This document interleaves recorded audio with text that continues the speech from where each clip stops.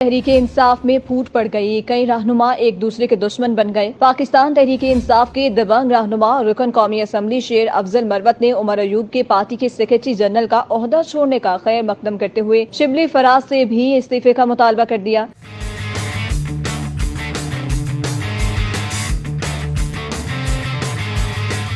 उमर अयूब के इस्तीफे के ऐलान के बाद अपने एक बयान में शेर अफजल मरवत ने कहा कि पार्टी के अहम ओहदों पर फाइज चंद दीगर अफराद को भी उमर अयूब की पैरवी करनी चाहिए। शिबली फराज के इस्तीफे से ही पार्टी कब्जा माफिया के चंगल से आजाद होगी। अपने बयान में शेर अफजल मरवत ने कहा कि शिबली फराज को पार्टी ओहदे से हटाया गया तो वादा करता हूँ कि पाकिस्तान तहरीक इंसाफ वक्त की जरूरत के मुताबिक उठेगी। शेर अफजल मरवत ने कहा कि पार्टी कारकुन मुझे देखना चाहते हैं तो मेरे मुतालबे के हक में आवाज बुलंद करें। शेर अफजल मरवत ने पार्टी क़यादत पर तनकीद करते हुए कहा कि पार्टी एक भी काम पूरा करने में नाकाम रही। बानी पीटीआई इमरान खान जेल में है और मैंडेट की बाजियाबी अभी दूर है, जबकि हमारी खवातीन और रहनुमा भी जेलों में बंद है। शेर अफजल मरवत का मजीद कहना था कि हम अवाम को एक अजीम तहरीक के लिए मुतहरिक करने में नाकाम रहे हैं। बल्ले के निशान और महसूस नशिस्तों समेत कई मिसालें हैं जहाँ पार्टी क़यादत नाकाम रही। शेर अफजल मरवत का कहना था कि पार्टी को कोर कमेटी और सियासी कमेटियाँ फेवरेटिज्म पर मुश्तमिल होती हैं और पार्टी के फैसले मेरिट पर नहीं होते।